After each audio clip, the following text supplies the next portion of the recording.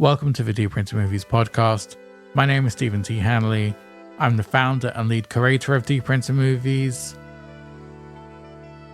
We are a pop-up cinema based in London, screening important contemporary cinema and overlooked gems.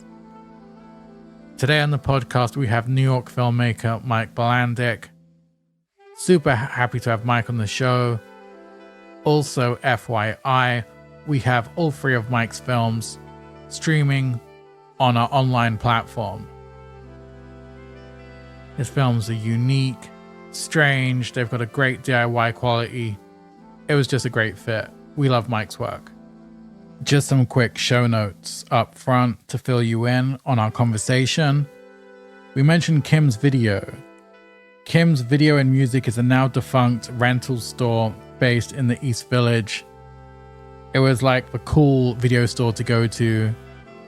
Lots of the employees went on to become filmmakers, and all the video store clientele were made up of like indie cool celebs like Jim Jarmusch and Chloe Sevigny.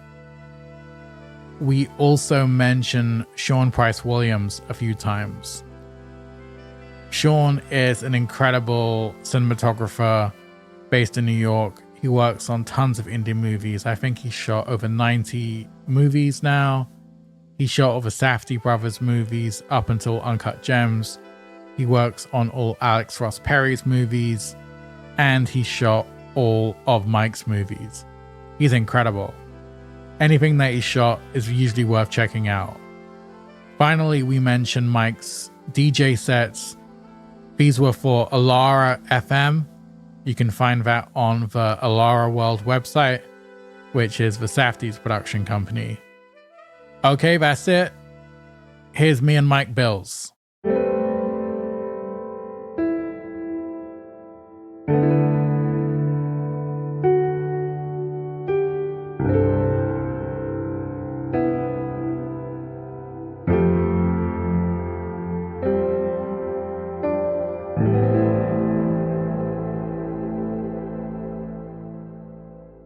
Nice. I just saw an interview. I rewatched an old interview with him the other day that was so good, where he's got this like kimono on and like all these beads and, and talking in this Italian accent like half the time. And it was, I forgot how great it is to listen to him. So I really am looking forward to hearing that. Yeah, I really like the documentary where I think it's just after Reservoir Dogs blew up, where he goes back to the video store and he's got like a big In the Soup poster and Breathless poster in his room and stuff. I don't know if you've seen that one. I don't know if I have. That sounds pretty good. Yeah. Yeah, he says, there's an amazing quote where he says, for all the people working in the video store, that the only thing they've really got to show for their years of just being a hardcore movie geek is their opinion. And he just said, all the guys there just have a really good, well-informed opinion. It's the biggest takeaway they can have for all their years of being a cinephile. Yeah, no, it's funny. He really is the all-time champion, of the video store culture. And I think that, like, now that everything is streaming and served in our faces from these platforms, that there now really is a nostalgia for the video store experience, and hearing those interviews, it resonate harder now. But yeah. Do you think without video stores and that kind of pre-internet culture, well, like I remember I had a local video store, and a couple of bus rides away, I had a really good art house video store. Uh-huh. So if I wanted to rent any European titles or any art house titles, I'd have to take the 2 bus rides, go to the video store. I've got 24 hours to watch this and reckon with it, even though I find it impossible, like, if you're trying a Tarkovsky movie for the first time or something. Uh-huh. But then you've got 24 hours to watch it, reckon with it, and then bring it back. But I was always just thinking, since we don't have to work as hard, are we going to lose that generation of walking encyclopedia of cinephiles? Like, yeah, No, I think there's always going to be complete hardcore maniacs, that are watching stuff. But the thing that's more depressing is just the way that these platforms, like, they've really killed off the search function, Yeah. So it's like everything that people watch on YouTube, Netflix, Amazon, it's all literally what, like, 90% of what's watched is just what's on the homepage. Like, they've made the search function even harder. So, and like the YouTube app, like, it's impossible to type up any fucking crap for what you're trying to see. So everyone literally just watches what's on the homepage right now. And yeah, it's a real fight to have quality curated stuff. And that's why I really enjoyed what you guys were doing during the pandemic and stuff. And you guys, the Cinephobe, the Spectacle Twitch, the Alar Radio, there's all these, new platforms that are curated and, kind of filling the void of, the video store thing, which was a curated, accessible way to find obscure and weird stuff that's not necessarily institutionally vetted or canonized, That's the weird thing. That's why we started posting 10 cool movies that are on Netflix or Amazon, which you may not know about. Because the second we started posting them, people were like, what? How did I not know this was on Netflix? Or why has this not been suggested to me? I think personally I made a breakthrough when I watched the Larry Cohen documentary on Amazon, which was great. And ever since then, I just get suggested all the director bios, all the making of documentaries, and all the movies about movies. But yeah, the algorithm is crazy. It's really frustrating sometimes. You got to do so much digging to find stuff. Yeah, and it's crazy that now you need algorithms to be anti-algorithmic. Like, I'm obsessed with this app called Zero Views, which just links you to a random YouTube video that has 0 views. That's amazing.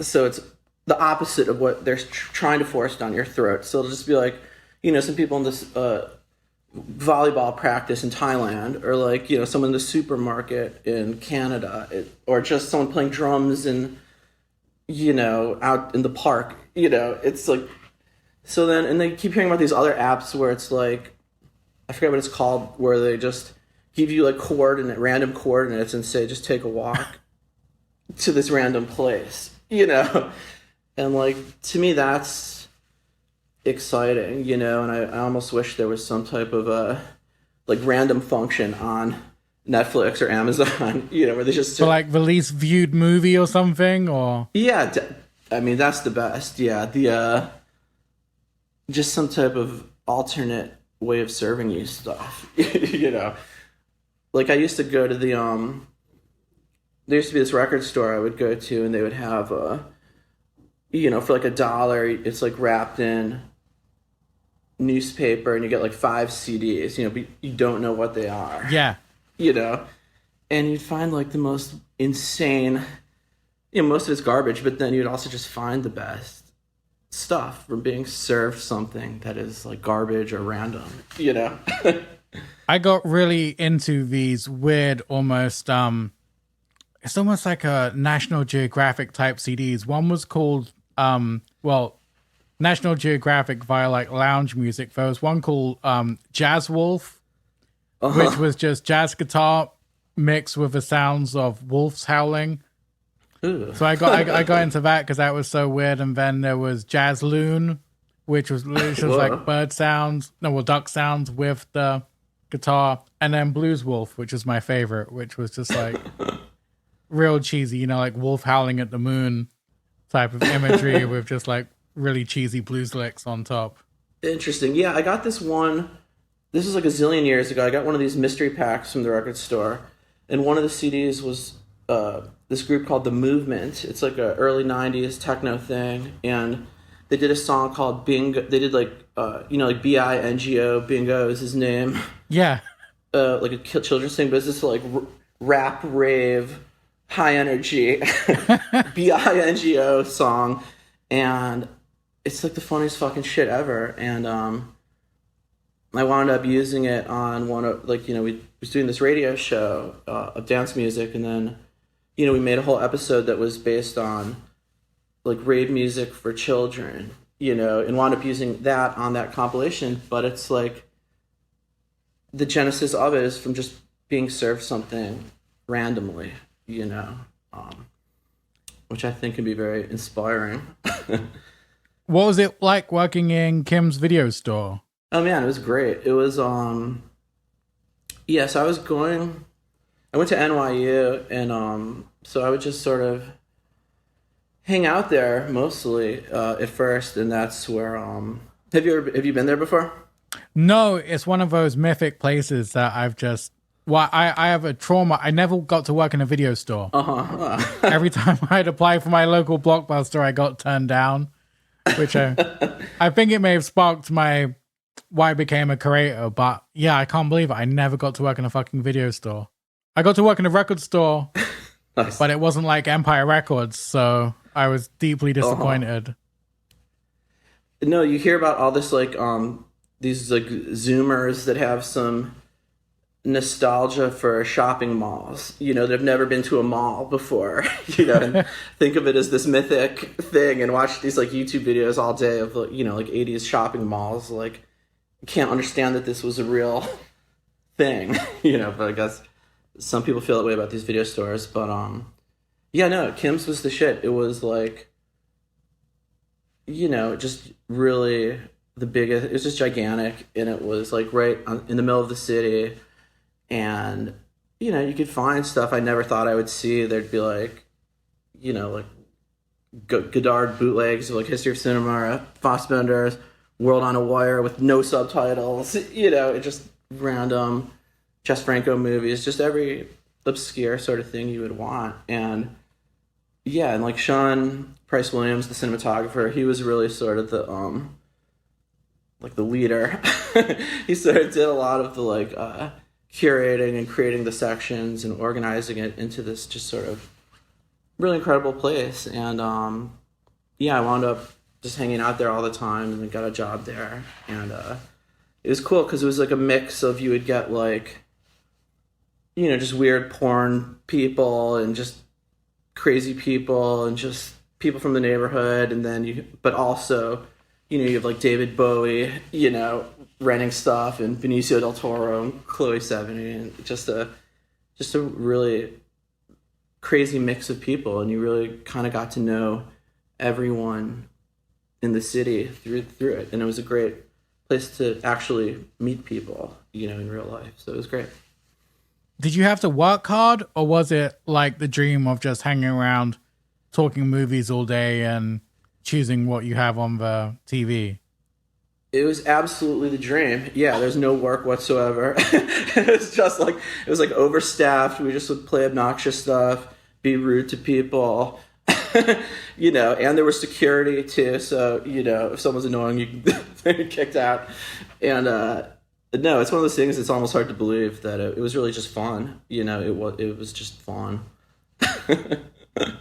Which is the best type of job. When I got the job in the record store, I thought it was just be like Empire Records, and then it was more just like carry this humongous crate of sale CDs up 20 stairs and then de-sticker it all in an hour, because then you're due on tills. And I was like, wait, what? I thought I could listen to like Can all day and just chill out and impress people with my music knowledge. And they're like, no, go sit in the stockroom and de-sticker all this shit, and then tell me when you're done, because there's 10 more boxes downstairs. And I was like, oh, okay. Nice. Yeah, and it was the kind of thing where we were really lucky that it was like right before social media took over everything, because you could really just be an asshole, and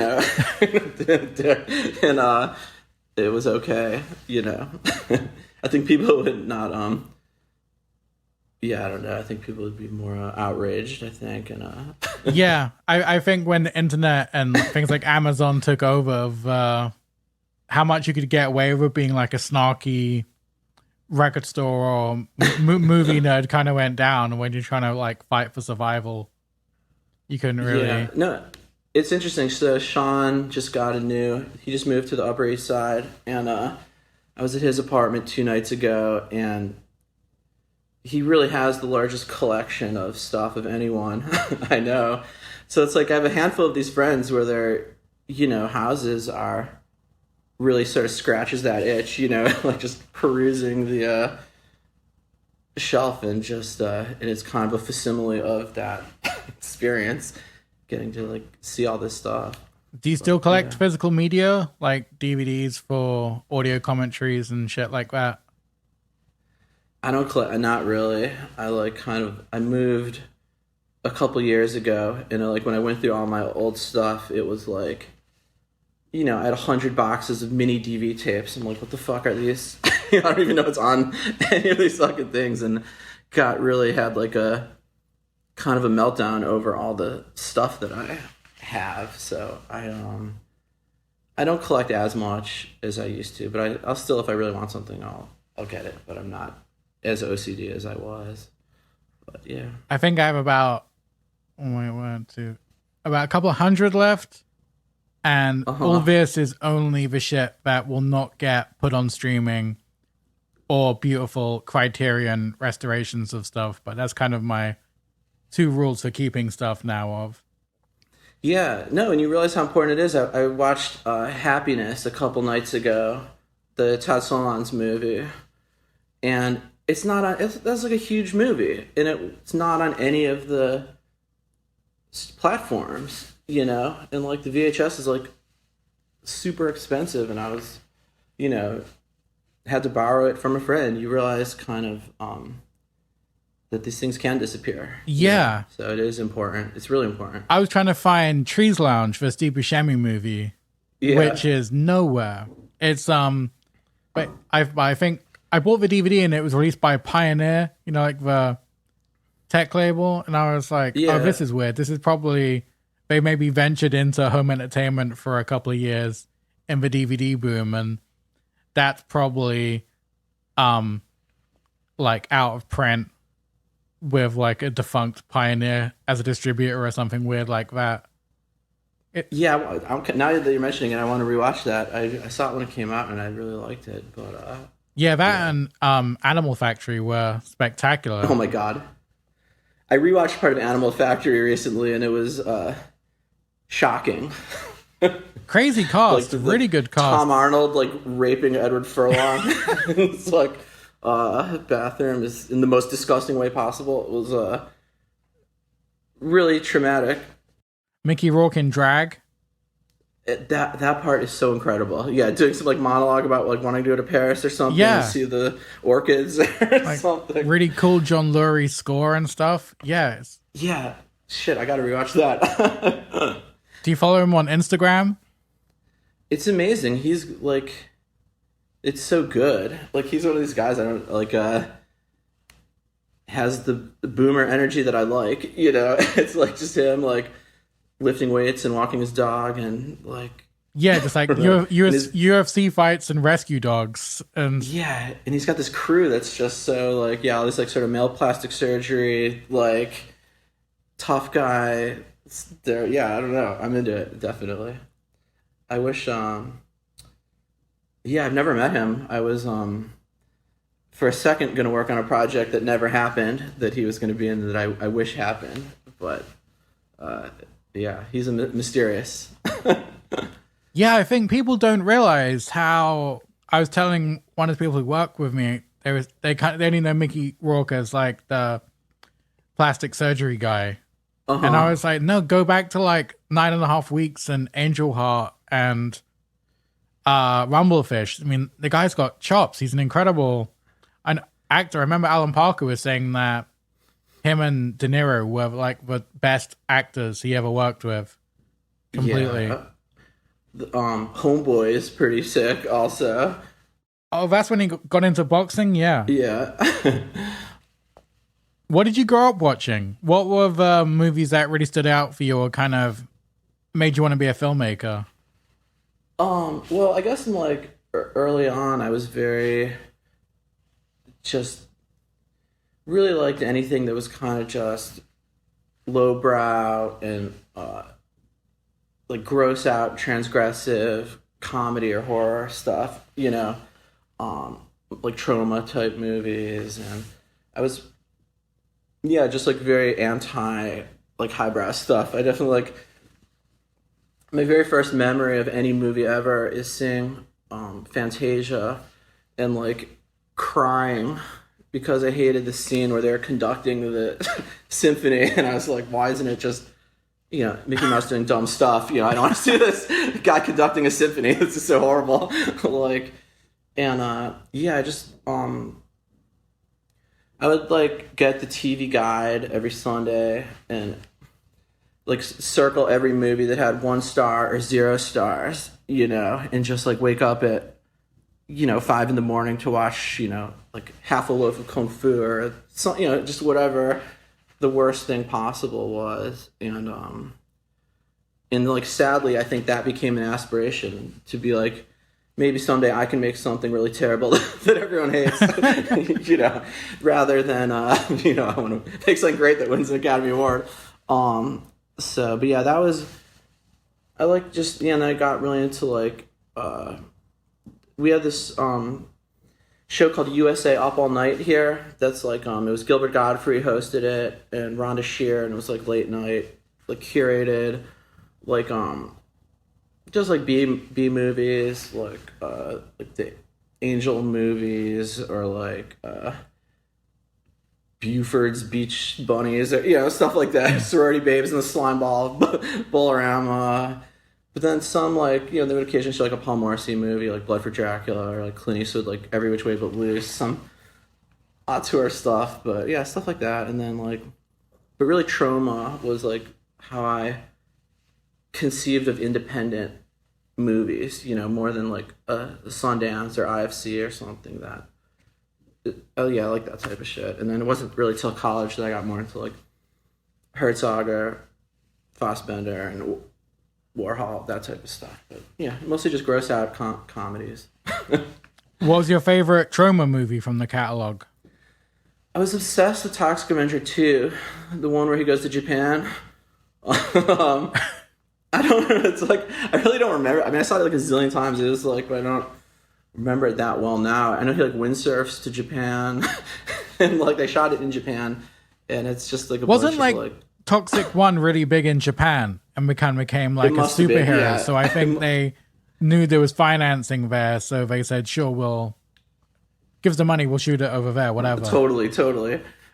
And it's kind of interesting that I guess like Lloyd Kaufman went to high school with Oliver Stone. I guess they were like best friends, and then Oliver Stone, Lloyd Kaufman, and George W. Bush all went to Yale together in the same class. Oh my God. I just read the Oliver Stone autobiography, and I was like really hoping I was going to be able to get some good Lloyd Kaufman anecdotes and stuff, but he kind of skirted around that, so I was sadly deprived.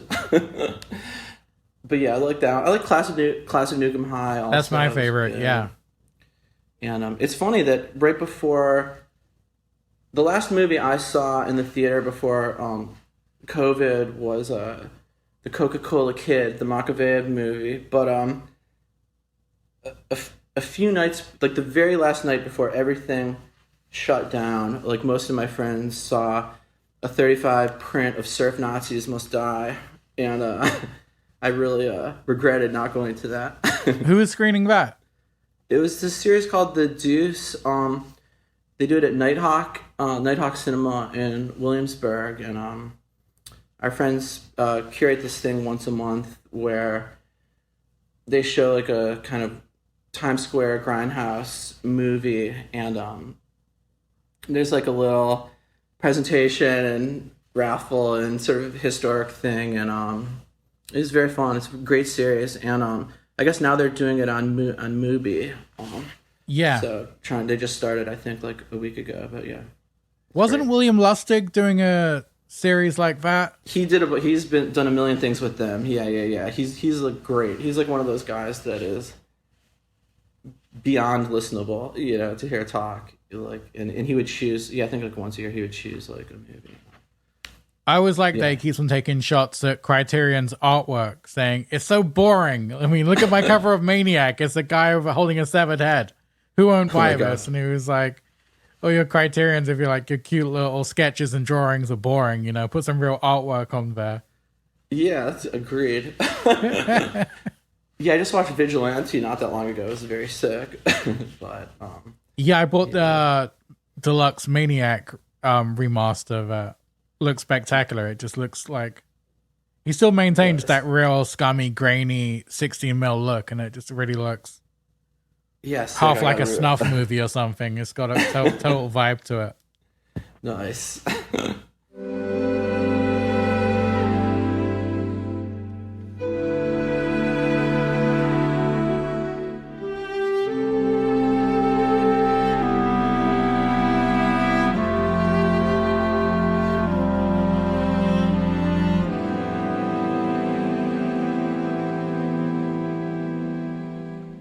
How did you get into filmmaking? Yeah, well, I went to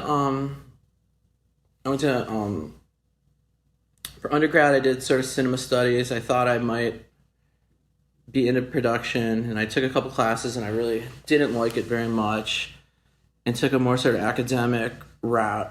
And I kind of thought that might be what I was going to do, but I was like, fuck it, I really want to get into it. So I applied. I got into NYU for grad school, and yeah, I had never really made anything before then.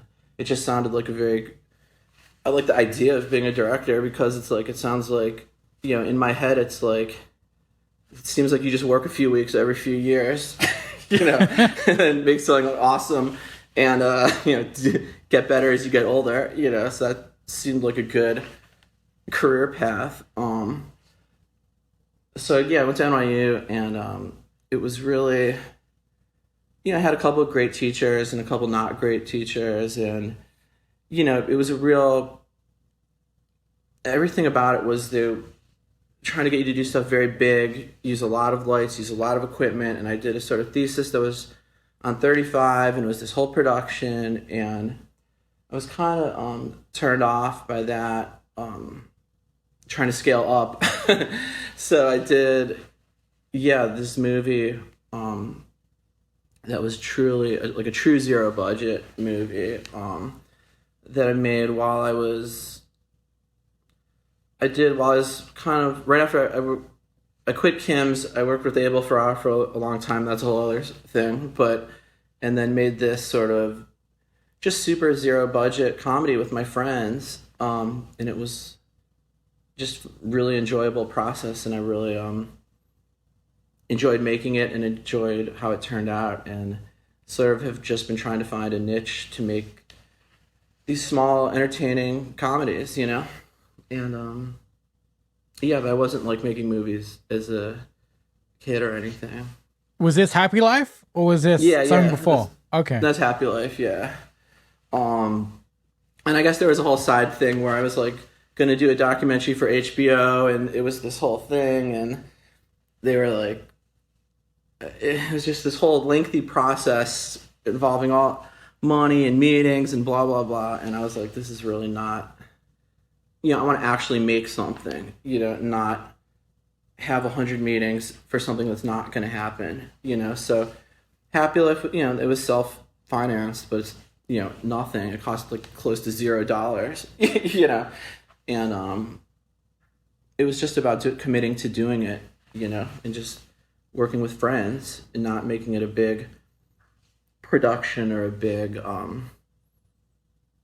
process, I really get freaked out when I listen to things like the Directors Guild podcast, where they say, oh, I wrote the script in 2000 and then I shopped it, and then it was in development hell for 5 years, and then we were going to get funding from this company and it didn't happen. And I'm like, Jesus Christ, how can you?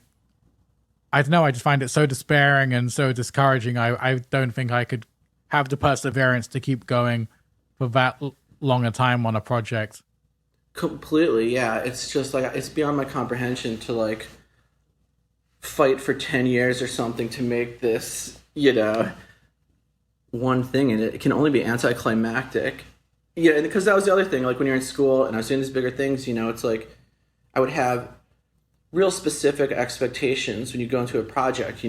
This is what I want it to be. This is what I think it's going to be, and it's never that. It's something different. So I really, when I was able to detach my expectations and enjoy the things that change on set and enjoy the things that change with the actors, it becomes much more fulfilling, to figure things out as you go along. But like to have this rigid, this is what I want to do, I need to do this thing, it just sounds like brutal. Yeah.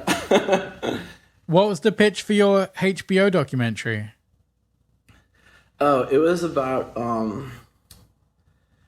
I did a short documentary about these filmmakers who lived in New Jersey, and they made like these kind of like sort of pornographic movies, like in their parents' basement, and they got arrested for bringing guns to a school. They made the very first Columbine. They made the very first Columbine movie before Elephant or any of that stuff. It was called Duck, the Carbine High story.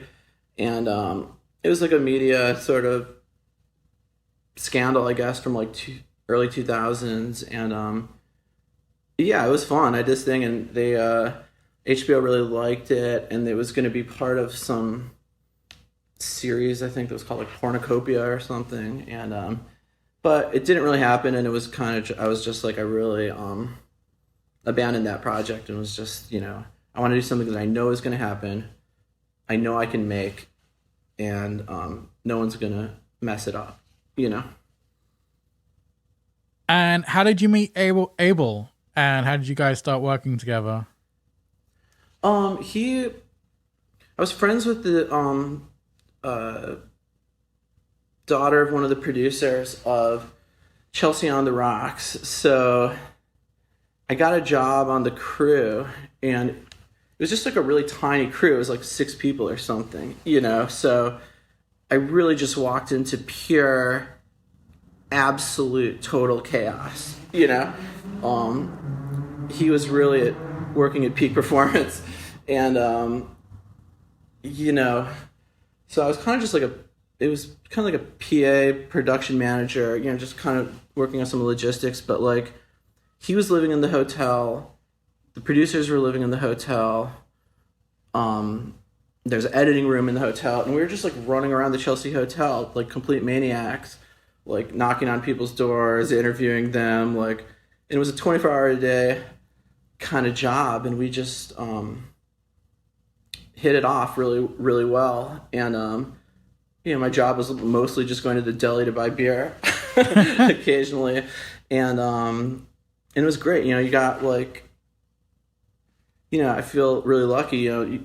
You not to just meet one of your heroes, but to actually work with them was great. And I became his assistant, and we worked on a ton of projects. I did I produced so after the Chelsea Hotel, he moved to Little Italy, and I produced his movie Mulberry Street, which was just us running around Little Italy during the San Gennaro Festival, and just complete and total absolute chaos. I was like in my 20s, he was in his 50s, and he was going harder than anyone I'd ever met.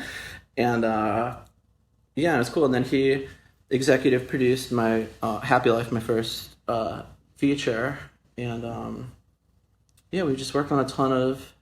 There's a whole bunch of great projects that never happened from that time that I wish did. The most of the big one being, did you ever hear about the Jekyll and Hyde that he was working on? Oh my God, I heard it on a podcast where he said it was going to be like, didn't he want like DMX or 50 Cent? It's like the greatest script ever. And it was like weeks away from shooting, and it just all fell apart at the last minute. It was going to be Forrest Whitaker is Dr. Jekyll, and 50 Cent is Mr. Hyde. So Forrest Whitaker turns into 50 Cent, and Matthew Modine was like investigating it, and it was going to be this like avant-garde kind of blaxploitation Jekyll and Hyde movie that all took place in like a townhouse, and it was a bummer that didn't happen. But yeah, there's a whole bunch of stuff like that. And then we did this, like, we did a web series for Vice called The Pizza Connection that was pretty ridiculous. And yeah, it was just great working all the time and having someone you could, ask questions about anything. And he really is like an encyclopedia of, he's been working forever. He really knows how everything works. And yeah, then I made Hellaware. I didn't work on 444. I made my second movie, Hellaware, then. And we didn't work for a while after that. But then a couple years ago, he came back here and I produced The Projectionist, the one that just came out about movie theater owner guy who owns Cinema Village in New York. We made that. And yeah, he's really fun to work with. Is he difficult, as they say, or is that exaggerated? Or do we just hear about the chaotic side of his life? He's passionate, but it helps to be a big fan, of his to work on these projects, But no, he's really the most hardworking person I know. He's always doing like 10 things at once. He's like on the phone, talking about the next movie while editing the one he's doing, while watching a Jets game, just doing 100 things at once, 24 hours a day. It's really kind of an amazing thing to see. So yeah, but it is very, very, very intense, these shoots. Yeah. Yeah, it's really thrilling to see his comeback and how prolific he's been these recent years. It's amazing. It's absolutely amazing. He yeah, we did the Saint Laurent thing. There was a whole part of that was we had all these big plans for last year that got canceled, which, yeah, there was a few projects that didn't happen. And, but then, yeah, he just shot that other one, the Ethan Hawke, Zeros and Ones, which is going to be very sick. And it's, yeah, Sean shot that. And then our friend Steven Gurwitz is one of the editors on it. And so these are the same, Sean shot my new one and Steven edited it. So these projects have been happening kind of parallel, and it's yeah, it's just been exciting to see how much sick stuff he's doing. How about King of New York Part 2? Was that ever gonna happen? Yeah. That was exactly that era. Oh man. That was yeah, we're yeah, no, there were all sorts of meetings about that. It was going to be like part found footage, like he wanted it to be like archival footage of like 70s, and then yeah, there's a whole bunch of different people that were attached to it at different times. I'm kind of surprised that A24 need to give him the budget to produce that. That would be spectacular. Yeah, I mean, definitely. It seems like no, and he's one of those guys where it's just the quality's been so consistent, It's like I love all these new movies just as much as the old ones. He's really and also like being sober now and still going hard, and it really hasn't affected the work on any level. So that's an inspiring thing to see, What did you learn from Abel? What was the best advice you took going into making your first feature? Well, yeah, that's interesting. I guess he really recommended shooting within walking distance of your house. And which is really kind of something he always does, more or less. Like Chelsea Hotel, he's shooting in the hotel. Marvel Street, he's in the place. 444 was like a few blocks away from his place. Tommaso's in his apartment, his real apartment, and yeah, just something about, and yeah, so I kind of did take that advice, and yeah, I shot in my apartment and just within a few blocks of where I live, and then you don't have the hassle of doing these complicated moves and all this stuff, and really living and shooting it in a place that and you're familiar with, and I've kind of done that on pretty much for most of my movies. Also, like this shoot within a few blocks, I really like that. Or even like Driller Killer, that was his house also. Oh, really? Yeah, that was his apartment in his building, and really just shot within a couple blocks. So it's only like Siberia he's really ventured for. That was a whole new whole new vibe. And that sounded very brutal. Yeah, that sounded savage. Yeah. Let's talk about your love of happy hardcore. I I tuned into your Alara DJ, your first DJ set. Oh, nice. The Technobilly one. Yeah. I recommend to all my listeners find Mike Bill's first DJ set on Alara FM. You will just smash out all your life admin, all your emails, any house chores. Just go for it. It's so fucking relentless and intense. You just get shit done. Yeah, no, I've got, like, it's funny. It's like, no one's like actually partying that hard. So it's like, people are like, yeah, it's great to like exercise too, or do the dishes.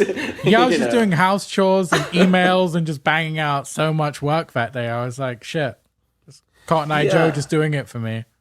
It's weird because it's not something I was always that into. So like when we made Happy Life, which is about this happy hardcore trance record store, it was kind of the movie's really about Kim's, in my experience there and being on a sinking ship. But like the happy hardcore element was more, these stores did exist and it was kind of just to give it a comedic element, like being into something that literally at the time no one was into and doubling down on your passion for that.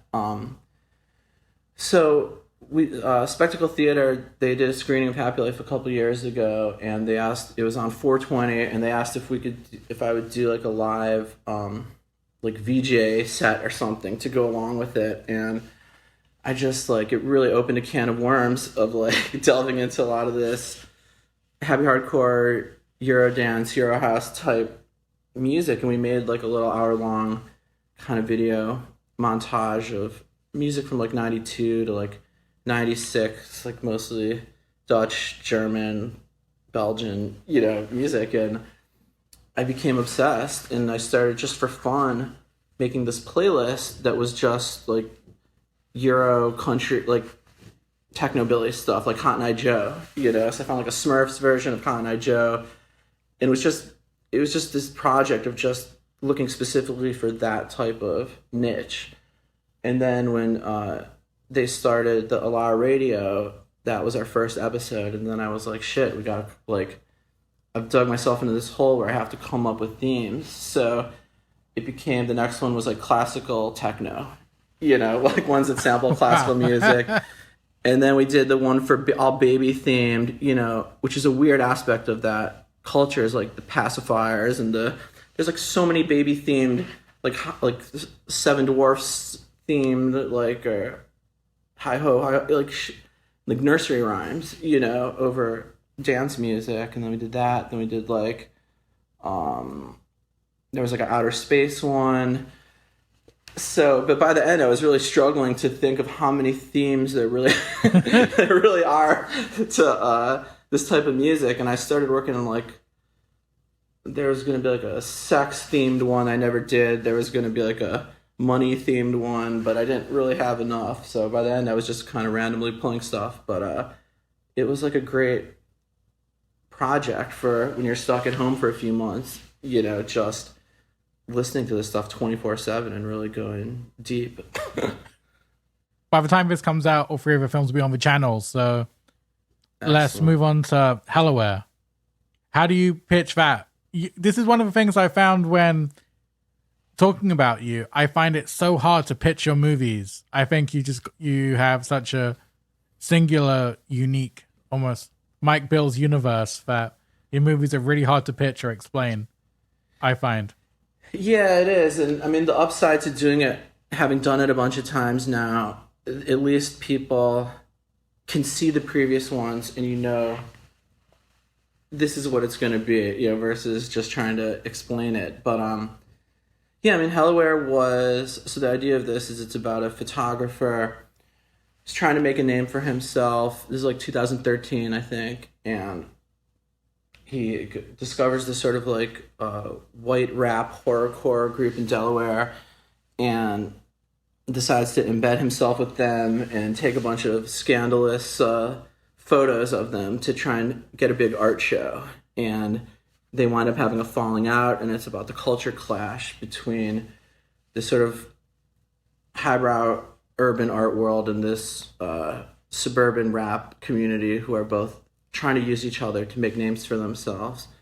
And yeah, it's funny because it was like very much the tail end of that time when everyone wanted to be like a bad boy, and behave badly, be a kind of edgelord, and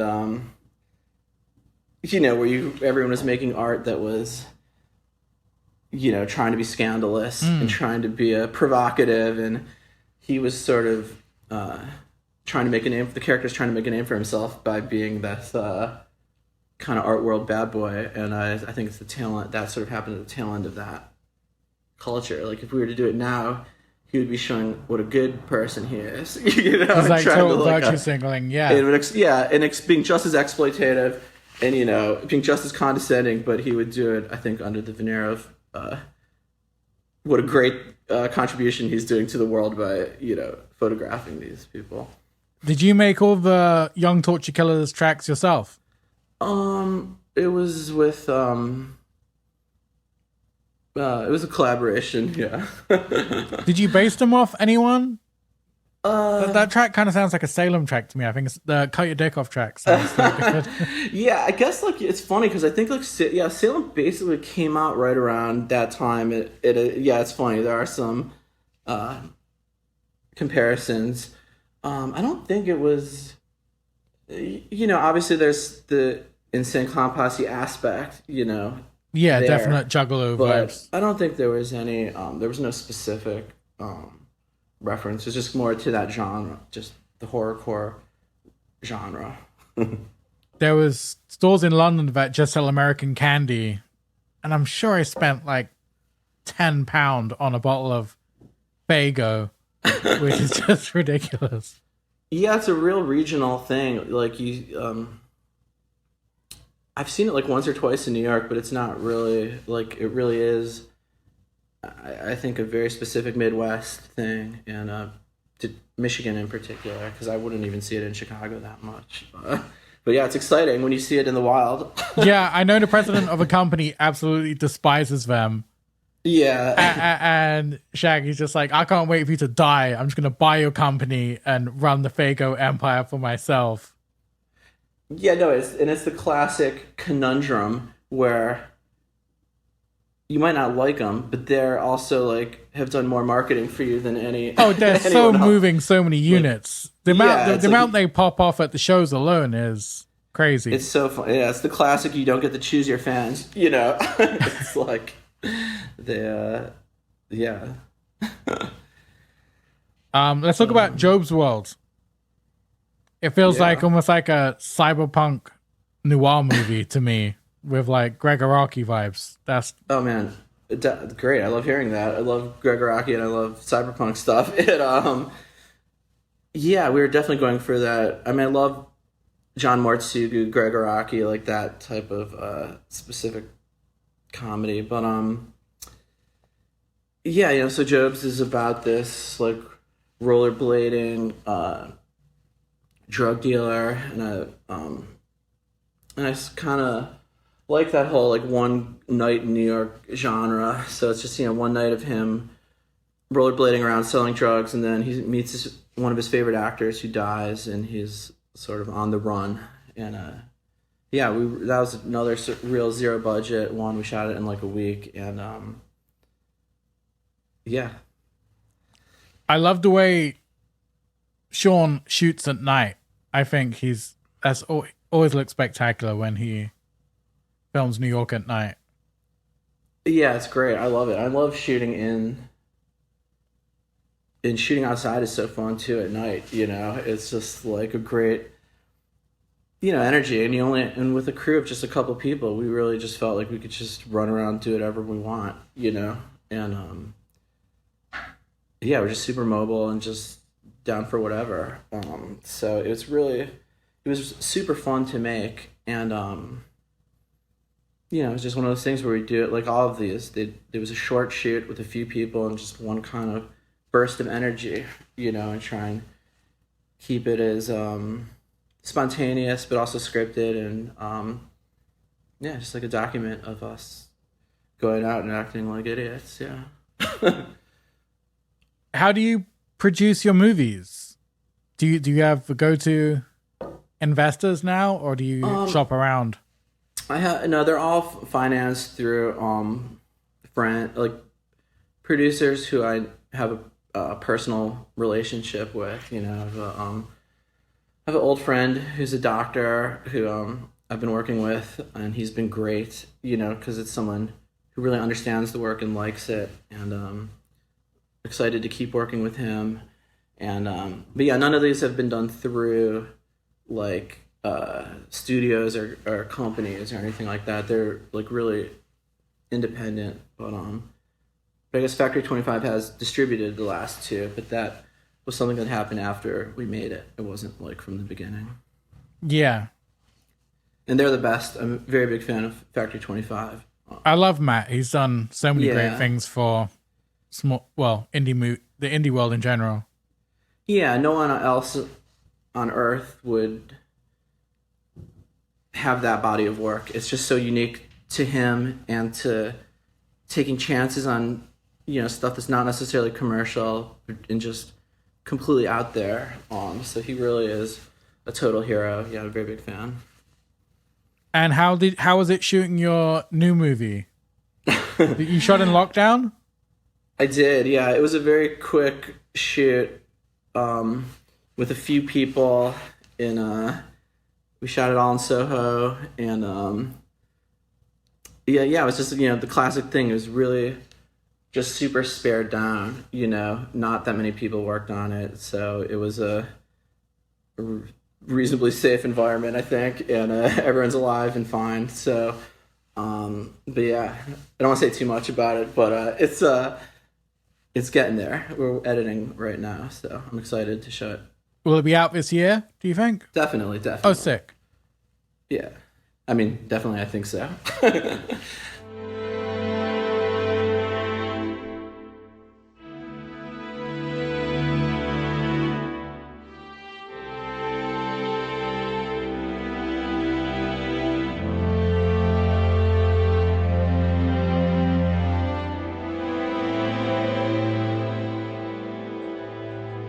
There you go. That was me and Mike Bilandic. Again, all his movies are available for rent on our channel. Check them out. Thanks as always to our engineer, Ewan Hinselwood, and to Telephone Tel Aviv, who made all our beautiful music you heard. That's it from me. See you next time.